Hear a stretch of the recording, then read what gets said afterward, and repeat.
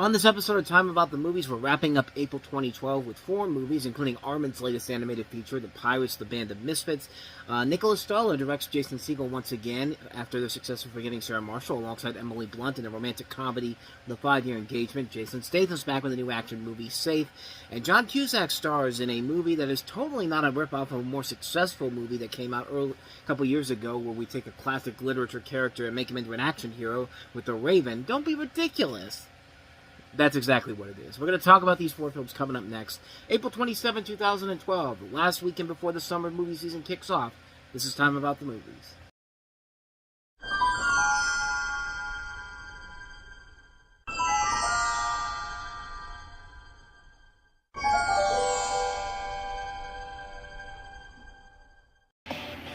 Set a course for adventure on April 27th. Set your sail. Standard, sir? Or cruising? Hit the deck. Make some waves.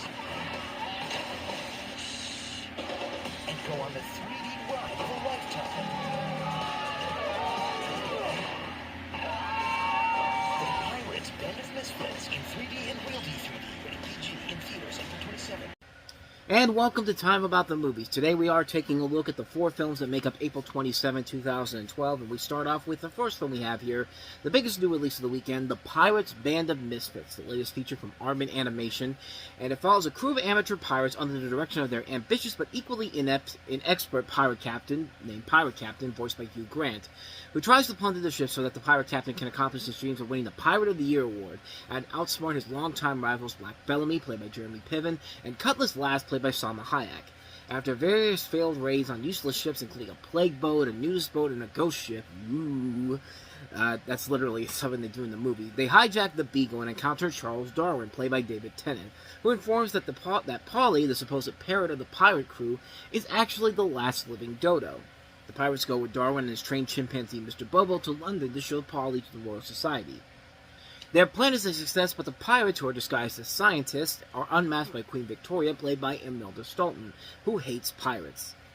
And Armin Animation has been on a hot streak for many, many years. The Wallace and Gromit shorts, Chicken Run, recently they had Arthur Christmas, and their only real bad film at that time was Flushed Away. But even then, there was some stuff in there that was good. I think their overall really bad movie doesn't come until later on down the road with Early Man. Like, to me, that's their worst film. It's mostly a lot of the same problems with the Pirates Band of Misfits, except this one is much better than that movie is. This one definitely ranks more with Flushed Away than Arthur Christmas. Not a bad movie by any means, but it's a lot of fun for kids and adults alike, but at the same time, it's not up to the level that we're used to seeing from Armin. I'll start off with the things I didn't like about it first. We'll try something different here. For one thing, a lot of the comedy bits were funny, but they weren't laugh-out-loud funny like we're used to seeing from Armin. Like, Arthur Christmas has moments in there that are just so damn funny, and just and moments that just come out of nowhere, like Hugh Laurie, you know, when Santa is basically telling him how he messed up the whole thing and let Arthur get out there to get this present out there. He's just like, over there, he's talking about all the equipment and this, and he's just so angry. He's just like, "Good night, Santa," and then all of a sudden he just goes like,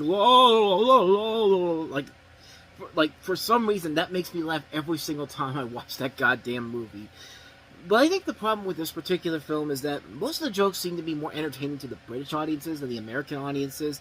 I mean, it's a movie that clearly is made for the homeland for Armin Animation. This one is. And Lasso, the story is very predictable. You can pretty much kind of figure out where it's going to go, everything that's going to come all the way to the end. There's no real surprises in this film whatsoever.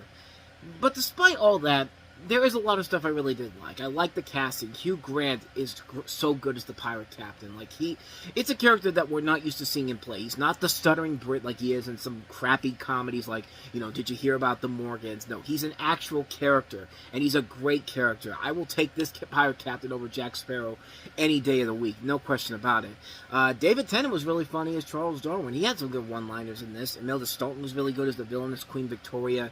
The animation is really good, especially translating over to 3D. This is a stop-motion movie, but they did a pretty good job of converting it into 3D, and you can see that they did put the time and effort into this, and it shows in many, many ways. And, all the characters are a lot of fun to watch. I love the character of Mr. Bobo, who's essentially the Gromit of the movie because he doesn't talk, and instead of, Gromit just using his emotions and his hand works, this character has these cars that he uses to get dialogue out, and a lot of them can be really, really funny stuff. Like, I also like the movie runs at a quick enough pace, and it doesn't feel like they're padding it out for any reason. Like, it's a movie that works really well. I did enjoy the movie. I just don't love it on the levels of some of Armand's other works. But compared to another animated movie that came out that year that was far more successful in the Lorax, this is a massive upgrade compared to that pile of garbage.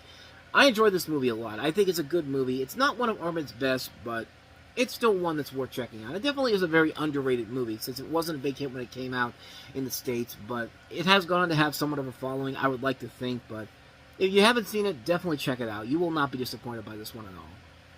But you will be disappointed by our next movie, as I was when I came out of the 5-year engagement. Have you two picked a date yet? Within the year. Tom and Violet are perfect for each other. Of course, the men will wear yarmulkes. We don't have a yarmulke. It's a Jewish rule. If only they can make it to the altar. Look at them, they're all puffy and stupid. Come on, this is your wedding. You only get a few of these. On April 27th. We're all right, you and me. We can handle anything. Oh, it's a fire hydrant. From the producer of Bridesmaids. This engagement party is a time to explore Tom's past. Jenny Newman, Greta K, Anna Pena, Lizzie Gray, this Korean, that Korean, and Lizzie Gray again. Okay, that's enough. The 5-year engagement. Rated R. Oh, sweet mother of God, this one was a disaster. Like, I could not believe how bad this movie really was going to be. It has a funny concept overall, and there are parts where it does work overall, but there's a lot of things that are very wrong with it that we're going to get into with this review here. But exactly 1 year after Tom Solomon, played by Jason Segel, meets Violet Barnes, played by Emily Blunt, he surprises her with a ring. By all accounts, Tom and Violet are destined for their happily ever after. However, the engaged couple just keep getting tripped up on their long way down the aisle. And like I said, I had a lot of high anticipation because of Jason Segel and the director Nicholas Stoller, who made one of my favorite romantic comedies ever made, and that is Forgetting Sarah Marshall. And Judd Apatow, this was back when he could do no wrong, honestly. I mean, every movie that he was involved in as a director or a producer, for the most part, was very successful and very good. And it has a great cast behind it. Chris Pratt's also in here. Alison Brie. You see David Paymer in there. Kevin Hart has a role in here. Mindy Kaling. A lot of really, really funny people in this movie. And yet, I came out of it going like, this movie is fucking awful. Like, the first half was really good. And the ending works. But it's that stuff in the second half alone that just... I'll get to that in just a second here. But everything in between those two, the things I liked about it, were just so awful and painful, and I can't believe I actually get to use this saying, because I used to hear it all the time, from people who are just like, I did this while the movie was going on. When I was watching this for the first time, I literally was counting the ceiling tiles on on top of the theater. That's how bored and how upset I was about this fucking movie. And the theater seats, too. That was more entertaining than what was going on in that second half of the movie. And for the record, because this was back when we used to have the movie theater down just down the road from me. Not the Cinemark that I've been going to for the last 12 years now, but no, this was the old theater I went to. There was 3,400 tiles on the ceiling and 207 theater seats. Stadium seats too, so that's this was when stadium seating was becoming the norm at movie theaters. I mean, that's how bad the second act was, and it is rough. There's so many points in this movie that make no sense whatsoever. You got the subplot of Tom going all gentle Ben on everybody. Chris Parnell's character who likes to make inappropriate sweaters, and most of all, the awkward comedy that is on the level of a bad TV commercial. I cannot stand that stuff, and that was in this movie, and the second half alone made me hate this movie so much. And just when I couldn't think it gets any worse, they have to throw in a possible cheating for both of the main characters. And at this point, I'm just kind of like, fuck you, movie, just fuck you, because I'm so sick and tired of this in every single movie. The liar reveal, the big misunderstanding and the liar reveal thing. It's just kind of like. But here, it was worse. This was the worst thing that could happen. This couple was already on the breaking up at this point. So why do we got to throw this in there? Why? Like, why do we have to be this stupid? Like, they didn't do it in the way better thing like a man or in Forgetting Sarah Marshall. It's a stupid plot point, and again, bad awkward comedy. Like the whole thing with Jason Segel's character. There's a part where, just scream out sriracha sauce as somebody's getting it squirted into their face. It's just like, because that's funny, right? No, it's not. Not a bit of this movie is funny in that second half. The second half of this movie is the killer in this movie. Like this thing, the first half is like it's like watching a horror movie. The first half, you're coming up to this, this nice looking cabin in the woods. You bring your friends out, you got your beer, you're thinking you're gonna get some tail. It's amazing. It's the greatest time in the world. And then the second half of this movie comes around. And that's when the serial killer comes around and stabs you in the heart, and stabs you in the most bloody of ways. Like. That's what it feels like watching this movie. It feels like you're in a horror movie, and yeah, I wanted to love this movie. I really did. And I was hoping for something on the level of Forgetting Sarah Marshall. It was a sweet movie, but it was a raunchy film at the same time. And I was so heartbroken that I didn't get that. This movie almost ruined the day I went to see this film. But luckily I saw the Pirates Band, the Misfits later on, and it was just kind of like all is right with the world. But I couldn't believe that Segel and Stoller would do something like this since they did Sarah Marshall. They both worked on The Muppets. These are really good movies. These are talented filmmakers. Jason Segel is a terrific actor. He's done so many great stuff since this movie and before this movie and after this movie. Nick Stoller's made a lot of good stuff. I really was thinking, and I think this is a movie that is clearly a fluke because it's clear that both of these guys can make better movies. And I think this was a film that, it just wasn't working, and they just said, let's just go with it and see what happens, and it was one of the biggest disappointments of the year. I think it was the biggest disappointment I saw at that point in the year, and it was a hot contender for the worst movie I saw that year. That's how bad this movie was. It's the worst thing Judd Apatow has produced since year one and Drillbit Taylor. The first half and the end were good, but that second half was just so ear-rapingly bad, I wanted to kill myself. I'm not joking. I literally was just like, there's nothing good that can come from this right now. And I'm glad I didn't have anything to sharpen myself with, because I probably would have done it in the theater, honestly. Okay, I'm going a little too far there, but the bottom line here is that this is a terrible movie, man, that had so much promise in the beginning and in the end, but that second half, the shit they throw at you because they're so lazy and they can't figure out that what they're doing isn't working. I'm getting bad memories of it already, so let's try to turn the tide around with our next movie. And, how can you go wrong with a Jason Statham movie with a generic-ass title and shit? That girl does not leave this city. The hell did you do, kid? Close every exit out of Manhattan. Are you crazy? All we want is the girl, Luke. How you doing with me? You broke his trachea. I didn't know a trachea could break.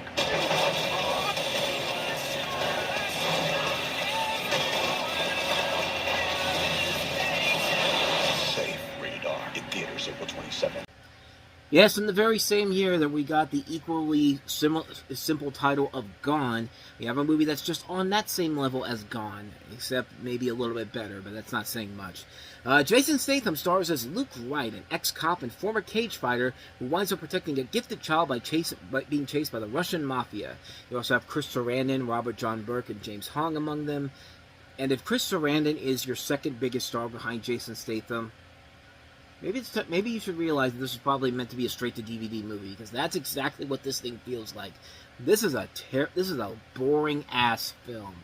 It's a generic action film that we've seen done to death on so many other occasions, done much better, and nowhere near as ridiculously stupid as this. Like, this is pushing it to another level of stupidity. I mean, I get it.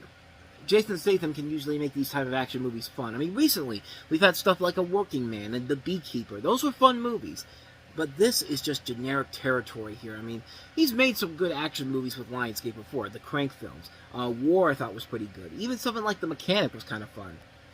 But those were better made films than this. And the biggest problem with the movie is that it's been done to death before, man. Like, we've seen everything that is going on in this movie in other movies that have been done so much better, so much more cleverly, so much more funner. Like, this isn't fun at all. This is directed by Boz Yakin, who is a good director. Remember, this is the guy that made Remember the Titans. This is the guy that made, A Price Above Rubies and Fresh. This is a really good director, and he's relegating himself to garbage like this. This is a lousy film a generic film that completely wastes the talents of George Clooney. This movie probably could have gotten better if George Clooney was involved in it somehow, but no, Jason Statham. Jason Statham's done a whole lot better than this. Like, he deserves better than garbage like this. Like I said at the beginning, this is the type of movie you find at Walmart. You know, they put it with the new releases for a couple months as like a movie that you should see, but you know it's a movie that was made direct to DVD, and then sooner or later it's going to end up at your local Dollar Tree for $1.25 in that bin of movies that you find not even near the books or anything, and it's like a random aisle next to like the candy and all that. Because let's be honest, that's where you find most of your DVDs at a Dollar Tree or Dollar General, but you get the idea. The movie's pretty bad, but hey, how about some more crap to end the month of April off here? Here's another bad movie, The Raven. Writing has become the inspiration for an actual killer. Edgar Allan Poe created countless tales of murder. You may be uniquely qualified to cast light on our killer. Are you up to the task, Mr. Poe? And now, a madman is determined. He's gonna strike again. They're going to bring every one of them to life. I'm running out of time. I'll send you to hell. The Raven, rated R. Pay no attention to the fact that we had a Sherlock Holmes movie that came out 3 years ago, and the sequel just came out a few months before that. This has no reason to be compared to that movie, and yeah, there's a lot of reason to be compared to that movie. Sherlock Holmes was a big success a couple years ago, taking a classic literary character and modernizing it in a Guy Ritchie film. So a studio is clearly going to look at that and say, we can do the exact same thing, but we'll one-up them because we won't just have a character from a book series. We'll have an author become the main part of the story, be the main focus of the storyline here. Please greenlit this movie. We're not crazy. You're the one that's crazy. But anyway, I'm sorry for that. Set in 1849 is a fictionalized account detailing the last days of Edgar Allan Poe's life, in which the poet and the author help the police pursue a serial killer whose murder mirrors those in the stories. While the plot of the film is fictional, the writer based it on some accounts of real situations surrounding Edgar Allan Poe's mysterious death. Poe is said to have repeatedly called out the name Reynolds on the night before his death, though it's unclear to who he was referring to. You also have Alice Eve, Brendan Gleeson, and Luke Evans involved in this. It's directed by James McTeague, who gave us V for Vendetta, and that's probably more of a fluke than a really good director overall, because V for Vendetta was great, but then he followed it up with Ninja Assassin, and yeah, that one wasn't that great overall, and neither is this film, honestly. I mean, it's a movie that has some promise to it, but it falls into, you can't look at this and not just think to yourself, wow, Relativity Media saw the success of Sherlock Holmes and said, we want to do a film like that too, because that's all I kept thinking of when I watched this movie. I mean, there's a potential for a good movie here, but it's just not there with this film. It's a lousy film. John Cusack's trying his best to hold it together in this movie. I mean, he's one of the best things about it, honestly, but it's just not a good film overall. It's just kind of a lazy film. The mystery is not that engaging. It's not really that surprising whatsoever who the bad guy is. I mean, you can pretty much figure it out almost immediately, and it's just, there's no fun factor to it, man. There's no fun factor to it. It takes itself way too seriously. It doesn't look good. I mean, it's a lousy film. It's a lazy idea. Potential was there early on, but it just never sticks with it. It's just a terrible movie. Yeah, avoid The Raven like the plague. So I guess you could say the best movie to see this weekend, honestly, was The Pirates, the Band of Misfits. And then again, it's not hard to see why, because Arbin usually does no wrong. And thus we end this episode of Time About the Movies up, and we end April up. And now we're going to head into the summer movie season, and, you know, we've waited 4 years at this point to see what this thing was building up to with Iron Man, The Incredible Hulk, Captain America, and Thor. And now we're finally going to get our answers. We get our first look at what this thing was building up to with Marvel's The Avengers, which broke box office records, of course, and, you know, was a must-see movie event in the theaters. And I'll talk more about that on the next episode. But then there was one other movie that decided to compete with it, and that is the Best Exotic Marigold Hotel, which technically only did in a limited release. The Avengers was pretty much the big thing that everyone was going to see, no question about it. But there was another ensemble that came out that weekend, the Best Exotic Marigold Hotel, which did pretty well considering the competition it had going up against. But again, it was a limited release, so it was going to expand later on down the road and actually lead to a sequel. But we'll touch on both of these movies next time around. That'll be tomorrow, so stay tuned for that. We're heading into the summer movie season next time. But until then, thank you so much for watching this. I hope you enjoyed it. If you did, please go ahead and do me the honor of hitting that like button, that subscribe button, and that notification button. Also, don't forget to check out our playlist, and don't forget to check out the last episode we did. With all that said, whether it's in the past, the present, or the future, I will see you at the movies. Take care.